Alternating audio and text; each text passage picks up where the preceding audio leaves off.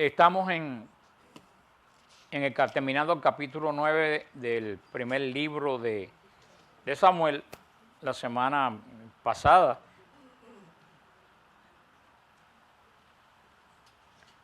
nos quedamos en la unción de Saúl en el libro de Samuel.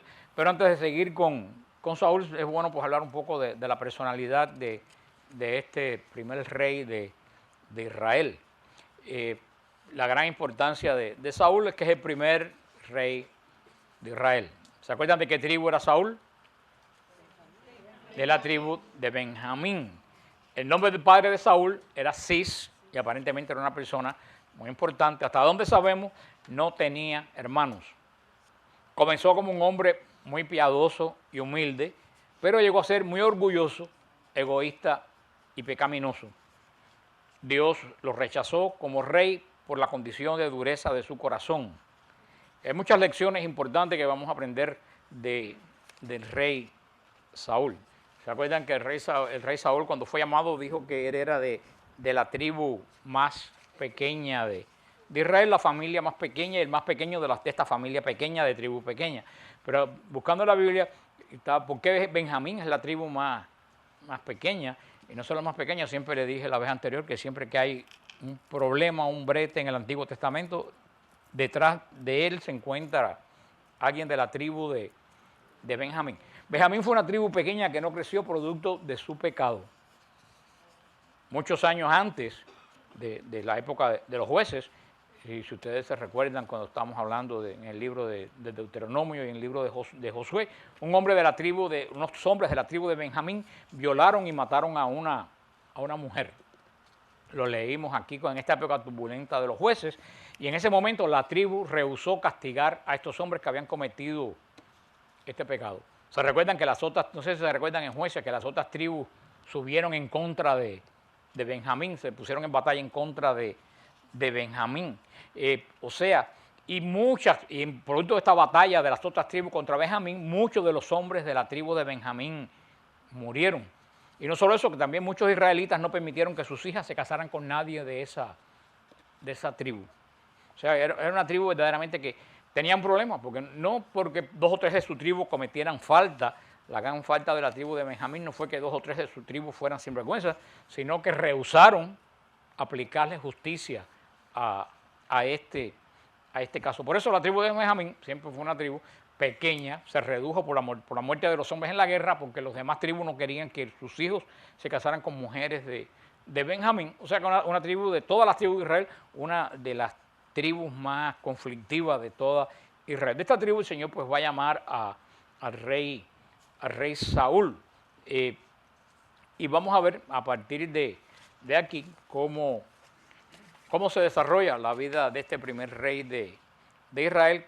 Si fuéramos a decir algo del rey Saúl, antes de seguir con su unción y su historia, tenemos que decir que el rey Saúl fue un fracaso como líder.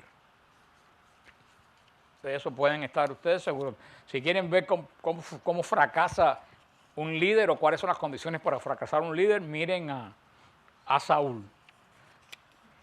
Al principio del reinado de Saúl, vamos haciendo un resumen, al principio del reinado de Saúl demostró ser digno se resultó, aunque con ciertas vacilaciones, vamos a ver al principio, parecía que iba a ser digno de ser rey. Tuvo victoria contra los amonitas, pues que capturó 3,000 soldados y puso soldados para guardar la paz. Atacó a los filisteos, hubo una gran guerra contra los filisteos que había en el pueblo de Israel, pero no había un pequeño problema que tenía Saúl, y no hay nada peor en la fe que un corazón orgulloso y egocéntrico. Y eso es lo que tenía Saúl. Al principio fue orgulloso y egocéntrico cuando pensó que no era digno de hacer lo que Dios le mandaba. O sea, Saúl era tan orgulloso que estaba orgulloso de no servir, de no ser la persona adecuada. Y eso es también eso es un falso orgullo, ¿no? Y fue egocéntrico también porque quería destacarse, porque no quería ser rey cuando Dios lo llamaba a ser a ser rey de Israel. De Israel. Dice la Biblia en el Salmo 138, versículo 6, porque el Señor es excelso y atiende al humilde, mas mira de lejos al altivo. Eso lo dice un cantito que cantamos. Nosotros el Salmo 138, versículo 6. El Señor es excelso y atiende al humilde, mas mira de lejos al altivo. Y eso fue uno de los grandes problemas del rey Saúl. Una persona, acuérdense de estas dos características del rey Saúl, extremadamente orgulloso. ¿Y cuál otro? Egocéntrico. Quería que todo girara alrededor de él, sea por bueno o sea por malo. Hay personas que no pueden llamar la atención por bueno y la llaman por malo. Mira este señor de Venezuela que sale diciendo que todos los disparates que dice para llamar la atención. O sea, eso es una vergüenza que una persona quiere llamar la atención sobre sí por los defectos que puede adolecer una persona. Y esta característica que vamos a ver del rey Saúl, tenemos que ver qué cosa es el orgullo. El orgullo es un exceso de estimación propia. Eso es lo que es el orgullo. ¿Qué cosa es el orgullo? Un exceso de estimación propia. Se lo voy a repetir. El orgullo es un exceso de estimación propia. Y hay algo peor que el orgullo humano, que es el orgullo espiritual. El orgullo espiritual es un exceso de estimación espiritualmente de uno mismo, que se cree que uno está por encima de todos los demás, que es lo que lleva a la soberbia espiritual, que es uno de los pecados más graves que puede caer un líder, ¿no? O también es el sentimiento que hace que una persona se considere superior a los demás. Y el peor orgullo es el que se recubre de humildad. Y cuando dice, ay no, pero si yo no sirvo para nada, ¿para qué? Esa persona no está buscando humildad, lo que está buscando que digan, no hombre, no, pero ¿cómo es posible si tú eres una tremenda? Ese es el falso. Por eso Santa Teresa decía que la humildad es la verdad. Esa es la gran frase de Santa Teresa. La humildad es reconocer verdaderamente quién tú eres. Ni más, pero tampoco, ni menos. Porque está el orgullo negativo, como estamos hablando ahora, de la persona que está orgullosa de no servir. Y lo recalca cada 5 minutos. Y eso muchas veces pone en tela de juicio la obra de Dios, porque cada uno de nosotros tenemos una obra de Dios en la vida. O sea, que la verdadera humildad es saber, primero conocerte tú, saber qué cosa tú eres. Y saber, partiendo de ahí, saber bien quién tú eres en el plan de Dios. Y no ni gloriarte, ni escatimarte honra, porque a la larga todo lo que tenemos no es nuestro, sino que es del Señor. Y son las personas que decimos que las personas que tienen un ego muy, muy grande. El ego quiere decir el yo, ¿no? Viene del griego, y es la persona que solamente existe él. Primero yo, después yo, y por último yo. Y si queda, vienen los demás. Y también hay un problema que estamos hablando, lo hemos hablado muchas veces, que puede darse en la iglesia, que es el egocentrismo espiritual en la iglesia. Hoy en día, si ustedes se recuerdan, muchos años atrás, los cantos de la iglesia era venimos, ¿no? Venimos alegres a tu casa, vienen con alegría, tenemos, venimos a compartir. ¿Eso en qué es? En género, ¿no? Es plural. Ese es el punto. Es plural, no es singular. Venimos, celebramos, cantamos. Y ahora los cánticos, inclusive los cantos que cantamos en la iglesia, en los movimientos carismáticos en la iglesia, ya casi no dicen venimos en plural, están en singular. Yo tengo un amigo que me ama. Vengo a tu presencia. ¿Tú ves cómo hemos quitado el nosotros y nos estamos enfocando en ello? Y eso es uno de los grandes problemas de los errores que ha introducido el protestantismo últimamente en la iglesia, y muchos católicos también que oyen radio protestante y todo eso, cuando hablan de mi relación personal con Jesús. Yo tengo una relación personal con Jesús. Sí, está muy bien, y el Papa lo ha dicho, que hay que tener una relación personal con Jesús, pero tu relación personal con Jesús no puede eliminar de tu relación con los otros hermanos. Porque eso es un egoísmo espiritual. No, yo tengo mi relación personal con Jesús y el resto que lo parte un rayo.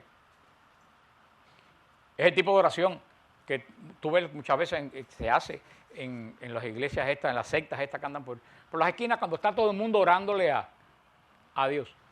Pero está orándole a Dios y el que está al lado orándole a Dios de una forma diferente de que está orando aquí, y el que está aquí está pidiendo algo que no está pidiendo. Entonces, que están juntos, pero no están unidos, porque cada cual está pidiéndole algo a Dios. Sin embargo, tú ves que en la Eucaristía, en el culto católico, todos oramos lo mismo. Si ustedes van al Apocalipsis, en el capítulo 4 del Apocalipsis, cuando Juan penetra el santuario celestial, el domingo, él oye a los querubines y a los ángeles en coros que están repitiendo lo mismo. Santo, santo, santo.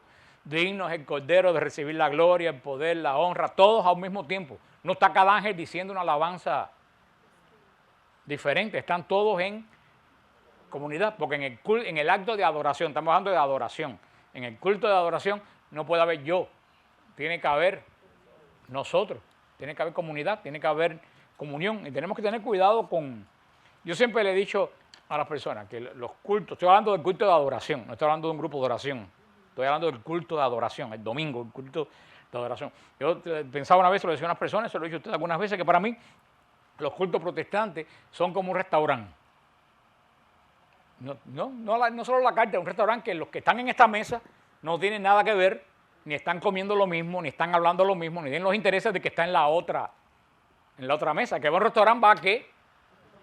A lo suyo, ¿no? No conoce, ¿te importa que conozca gente alrededor? No te importa, porque aquí tú vas a lo tuyo. Tú vas con la gente que tú quieres, que tú compartes, pero el resto de la gente no te interesa. Y la Eucaristía y el culto católico es como un banquete.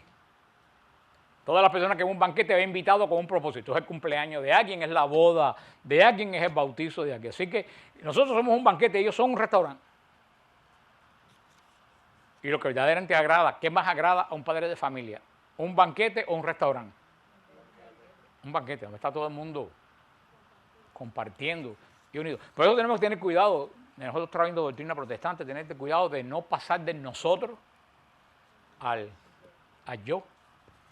Tienes que cultivar una relación personal con Jesús, pero eso no puede marcar tu vida, porque la relación personal tuya con Jesús es para crecer en tu relación con los hermanos, con los demás. Porque si no estás cayendo precisamente en esto que estamos hablando del rey Saúl a nivel personal, estás cayendo en un egoísmo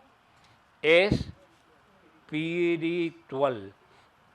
El rey Saúl, con esta primera victoria que él tuvo, pues pensó que él tenía todo el poder militar, que tenía toda la inteligencia del mundo, y se olvidó de la gente que tenía al lado, que si él ganó la batalla no fue porque fue un gran estratega, sino fue porque tenía una serie de ejércitos de la tribu que lucharon junto con él.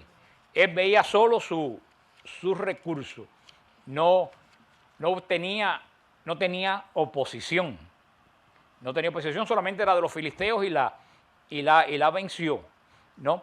En Romanos 8:31, Pablo dice una palabra muy hermosa, dice, ¿qué pues diremos a esto? Si Dios es por nosotros, ¿quién contra nosotros? El que no escatimó a su propio Hijo, sino que le entregó por todos nosotros, ¿cómo no nos dará también con Él todas las cosas? ¿Quién acusará a los escogidos de Dios? ¿Quién es el que justifica? ¿Quién es el que condena? Cristo es el que murió, más aún Él que también resucitó, el que además está a la diestra de Dios, el que también intercede por nosotros. ¿Quién nos separará del amor de Cristo? Tribulación, angustia, persecución, hambre, desnudez, peligro o espada. Después dice, saldremos de esto, en Cristo somos más que victoriosos. Pero fíjate que San Pablo se pregunta, ¿quién nos librará? ¿Quién nos librará de esto como congregación, como pueblo de Dios? Y también San Mateo 10:28, el Señor nos da una alerta, dice, no teman a lo que mata el cuerpo, sino a lo que mata el alma, lo que puede destruir el alma. Y una de las cosas que puede destruir el alma es precisamente eso, el egoísmo, el querer ser el egocentrismo. Es una de las cosas que mata el alma, que mata. También vemos la clase de egocentrismo de Saúl, que cometió un gran pecado, y lo vamos a ver después de la batalla que tuvo con los amonitas, con los filisteos, cuando Saúl dice, lo vamos a ver un poco más adelante, cuando Saúl dice, tráigame holocausto y ofrenda de paz, y ofreció el holocausto. ¿Saúl podía ofrecer holocausto? ¿Qué creen ustedes? Saúl no podía ofrecer holocausto. ¿Por qué Saúl no podía ofrecer holocausto? Porque no era sacerdote. Pero su ego creció tanto que dijo, tráigame holocausto, que voy a ofrecer un... Se creía tan grande que pensó que como él era tan poderoso, que había vencido tantos ejércitos, podía ser poderoso ante Dios, y ofreció holocausto y ofrenda de paz en vez de esperar a un sacerdote de Israel. Muchas veces el egocentrismo y el orgullo nos hace a nosotros pensar que podemos llegar a cualquier tipo de acto en la vida espiritual sin contar con el orden establecido. Y he estado conversando con una señora que me ha estado escribiendo con esta misma tontería, con esta misma cantaleta de que si la comunión en la mano, que si la comunión en la boca, que si la comunión de rodillas, que si la comunión de pie, todo. Y le dije, mira, hermana, el asunto hay que ser obediente. Yo preferiría comulgar de rodillas, pero si en mi iglesia el cura quiere que yo comulgue de pie, yo tengo que comulgar de pie.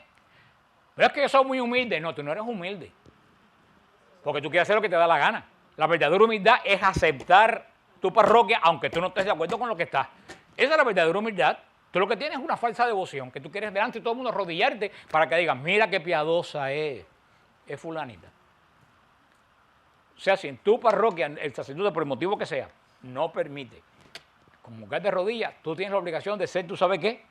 Obediente. Y comulgar de pie. Si el comulgar no es una cuestión de cuerpo, el comulgar es una cosa del espíritu. Puedes arrodillarte y no estar para nada en humildad delante de Dios. Es como el comulgar en la boca y en la mano. Que hay un pleito que si la Virgen anda diciendo que no se puede comulgar en la mano, que te vas para el infierno. Digo yo no sé qué Virgen es esa no es la madre de Jesús. Porque la Virgen María nunca en la vida va a contradecir a la iglesia, de la cual ella es la madre. O sea que la Virgen nunca va a contradecir a la iglesia. A mí me gusta comulgar en la boca. Yo recomiendo comulgar en la boca. Pero si la iglesia permite comulgar en la mano, nadie tiene en la iglesia por qué criticar la decisión de la iglesia y decir que es mala. Tú comulgas como te dé la gana, pero no criticas lo que lo hacen de la... Si la iglesia lo permite, como decía el dicho romano, Roma locuta et causa finita. Roma habló, el asunto se cerró.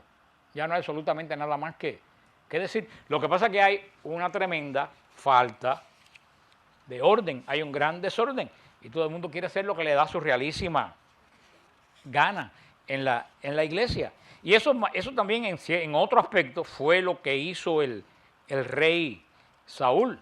Eso iba totalmente contra las leyes de Dios en el Deuteronomio, con Deuteronomio 12 del 5 al 14 y con las instrucciones que el Señor le dio a Samuel en Samuel 10:8, ¿no?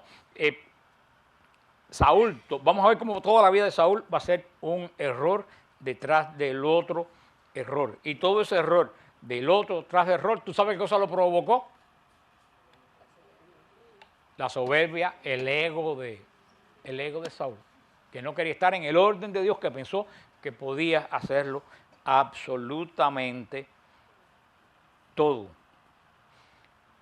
Es difícil, verdaderamente es difícil confiar en Dios cuando uno siente que todos los recursos de uno se agotan, ¿no? Y Saúl llegó un momento que todos los recursos de Dios se le empezaron a agotar. ¿Por qué? Porque el Señor quitó los ojos de Saúl. Y Saúl, que al principio no quería ser rey, como le dije la semana pasada, al principio cuando Saúl fue llamado a ser rey, Saúl no quería ser rey. Y cuando el tiempo se le acabó, entonces él se empeñó en ser. Eso también ustedes ven que es un acto de soberbia.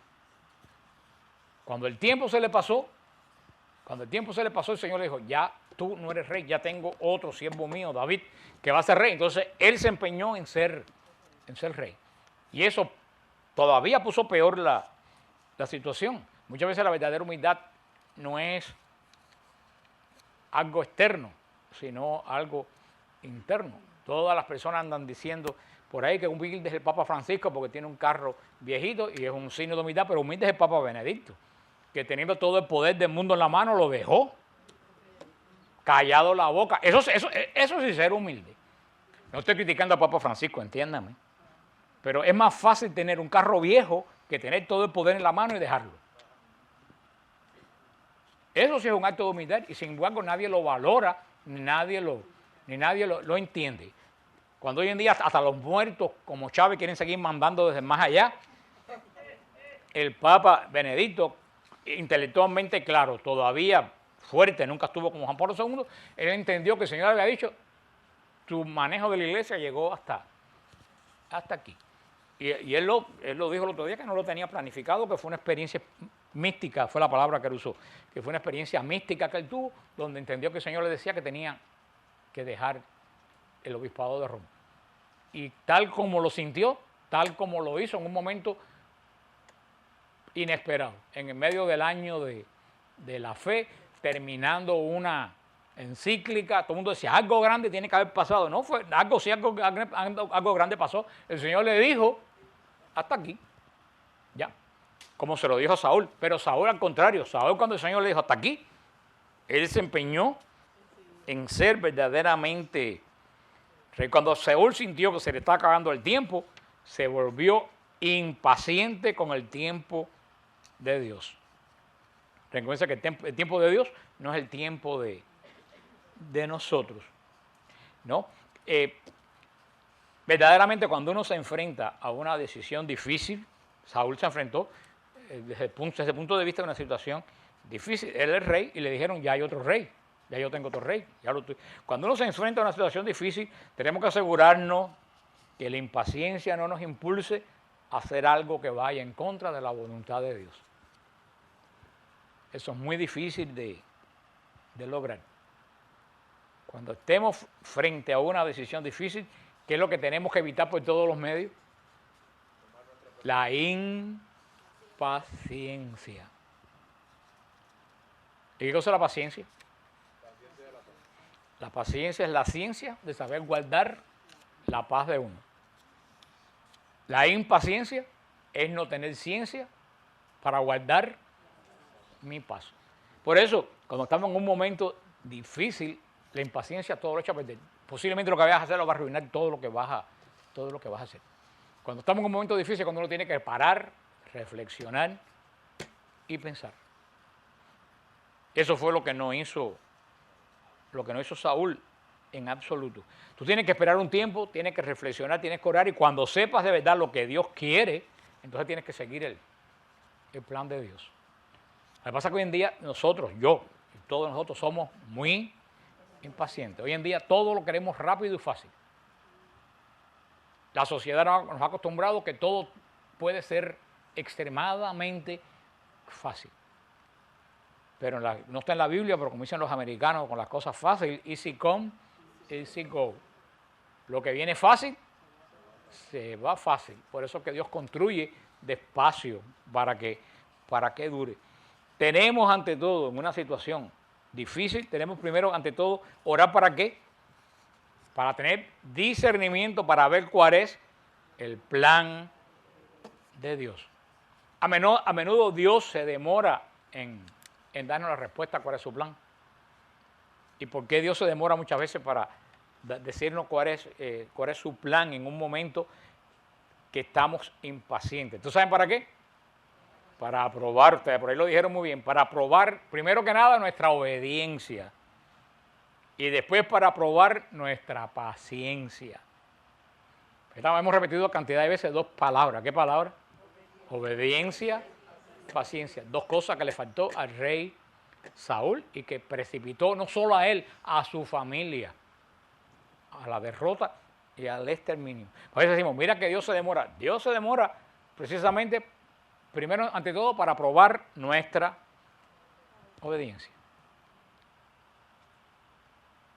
Y después, para ver si de verdad sabemos guardar, ¿qué cosa? Nuestra paz. Siempre le he puesto la imagen de Santa Mónica. Santa Mónica oró 20 y pico de años o 30 años por San Agustín. Y Santa Mónica, 30 años. Desde el 1903, desde 1993 desde el 93 hasta ahora. Mira tú cómo ha pasado, desde el 93 hasta ahora, mira tú cuántas cosas ustedes han hecho. Todo ese tiempo Santa Mónica oró y no vio resultado alguno. San Agustín cada vez dando tumbo de los agnósticos a las sectas estas promiscuas, teniendo hijos regados, y Santa Mónica orando. A la larga se santificó Agustín y se santificó ella. Salió un gran santo y una gran santa. Dios tiene paciencia porque Él es sobre el tiempo. A mí nunca se me olvida cuando vamos al monasterio a los retiros, que yo siempre tengo que decirse a las personas, porque en el monasterio cuando el sacerdote en la misa dice, el Señor esté con vosotros, los monjes hacen una pausa y después dice, y con tu espíritu. Ellos no contestan enseguida, y con tu espíritu, demos gracias a Dios. No, ellos hacen una pausa. Ellos dicen, nosotros hacemos esa pausa porque nosotros no estamos apurados, porque nosotros no vamos a ningún lado. No tenemos apuro. Yo creo que eso nos hace pensar, no estaremos nosotros demasiado apurados. Es que vivimos en una sociedad apurada. Y viviendo en una sociedad, estamos viviendo en una sociedad apurada que no disfruta nada de lo que tiene. No se disfruta a los jóvenes el noviazgo, no se disfruta el matrimonio, no se disfruta a los hijos, porque estamos apurados, metidos en otras cosas que queremos lograr enseguida. Antes un matrimonio se casaba y tenía la casa a los 4, 5, 8, 9 años de casado, y a veces más. Ahora la gente se quiere casar teniendo la casa ya. Y se casan con una casa hecha, pero no tienen hogar y se divorcian a los 2 años. Estamos construyendo sobre una base, como dice el Señor en la parábola, no estamos construyendo sobre roca, estamos construyendo sobre arena. Por eso todo entre nosotros se derrumba. Se derrumban los gobiernos, la sociedad, se derrumban las familias, se derrumban los matrimonios, se derrumban las vocaciones, porque estamos construyendo sobre arena. Y el Señor Jesús lo dice bien claro en San Juan 11:40. No te he dicho que si crees verás la gloria de Dios. Pero para ver la gloria de Dios hay que creer, hay que saber esperar. Samuel le dijo cuando Saúl ofreció el holocausto, Samuel le dijo a Saúl algo, le dijo, locamente has hecho, no guardaste el mandamiento del Señor tu Dios que te había ordenado. Pues ahora el Señor hubiera confirmado tu reino sobre Israel para siempre, mas ahora tu reino no será duradero. El Señor se ha buscado un varón conforme a su corazón, al cual el Señor ha designado para que sea príncipe sobre su pueblo, por cuanto tú no has guardado lo que Él te mandó. Mirá una cosa tan sencilla. ¿Se acuerdan qué le costó a Moisés la tierra prometida?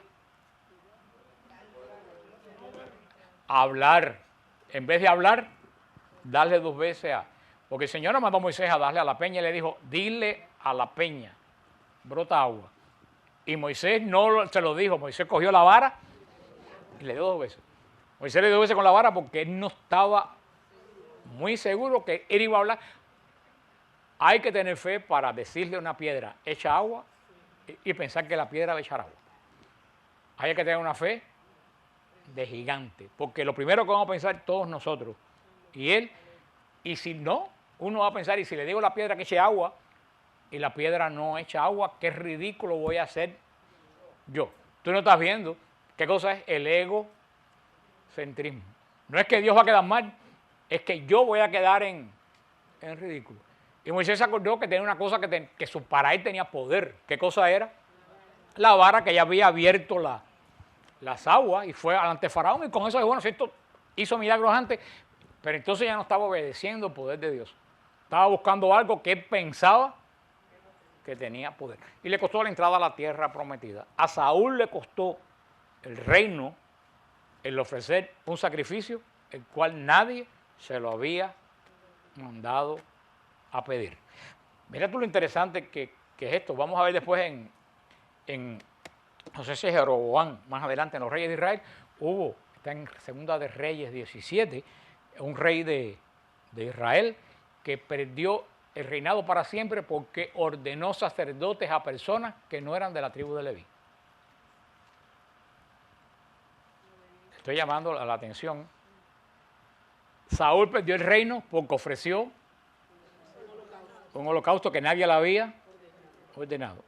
Saúl ocupó un puesto de sacerdote sin que nadie se lo pidiera y sin ser sacerdote. Este rey de Israel, no sé si fue Jeroboam, perdió el reino de él y su familia. ¿Quién fue? Jeroboam. Jeroboam perdió su familia y todo el reino de Israel por ordenar sacerdotes por su cuenta. Mano, eso es un peligro tremendo. Las personas que andan por ahí haciéndose pastor y dando culto sin que el Señor lo haya llamado. Es peligroso ponerte al frente y decir voy a hacer una iglesia yo sin tener ningún llamado del Señor. Eso es de condenación eterna. Por eso te le digo a ustedes que hay muchas personas engañando al pueblo de Dios con falsas adoraciones y eso es muy serio. Estas dos personas le costó la vida a ellos, a su familia, meterse a darle culto a Dios cuando ellos no estaban en el orden de los que debían darle culto a Dios. Se recuerdan también los sobrinos de Aarón, Nadab y Abiú, que echaron un fuego que nadie le había pedido y cayeron muertos delante de Dios. Pues Saúl perdió el reino. ¿Ya vieron por qué perdió el reino? Por ofrecer un sacrificio, por impaciente, por egocéntrico, por orgulloso y desobediente. Como hay gente que va a perder el reino en la iglesia hoy en día, porque en la iglesia está llena de orgullosos, de desobedientes, de egocéntricos, que quiero hacer yo lo que yo quiero sin contar absolutamente con nadie. Y yo creo que el gran pecado que hay en la iglesia hoy en día es el desorden. La gran falta de orden que hay a todos los niveles. En los sacerdotes, en los diáconos, en los religiosos, en las religiosas, en el fieles, en todo el mundo. Nadie quiere someterse a un orden. Yo me acuerdo cuando yo era pequeño que la liturgia en mi pueblo, todo era, no había quien se atreviera a saltarse una coma de lo que decía la liturgia. Si la liturgia decía que el altar tenía que tener tres manteles, el altar tenía 3 manteles. Si tenía que ser 6 velas, nadie decía, no, vamos a poner 2 o un solo mantel para que, no, si decía 3, eran 3. La liturgia, todo se seguía según lo que decía la iglesia. Ahora cada cual campea por supuesto, Saúl tenía miles de excusas para ser desobediente, no faltan excusas. Saúl tenía 1.000.000 de excusas para su desobediencia y las vamos a ver. Pero Samuel dio en el blanco del verdadero asunto. Cuando le dijo, no guardaste el mandamiento del Señor tu Dios. Olvídate de todas las excusas que tú tienes. No guardaste, ¿qué cosa?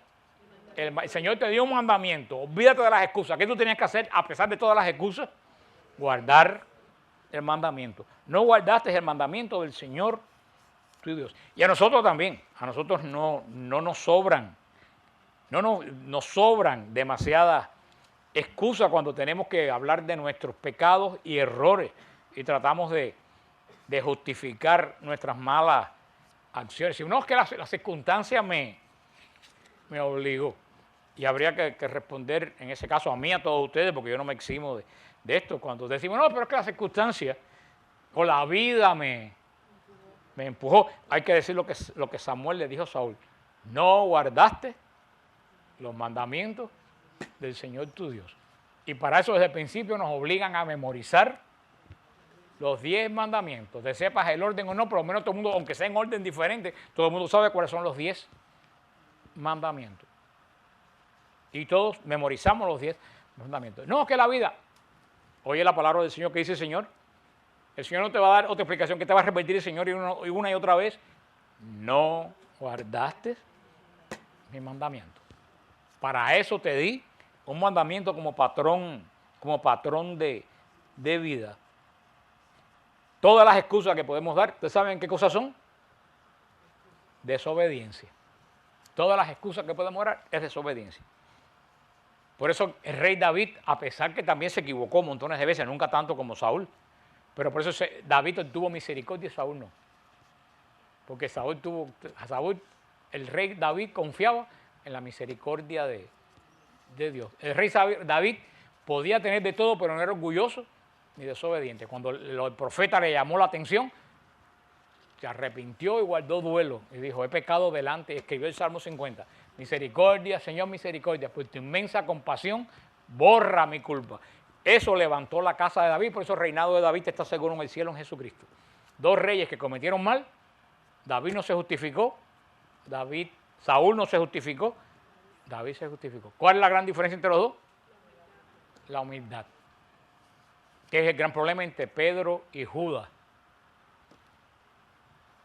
Judas entregó a Cristo, Pedro negó a Cristo. ¿Por qué uno se salvó y el otro no?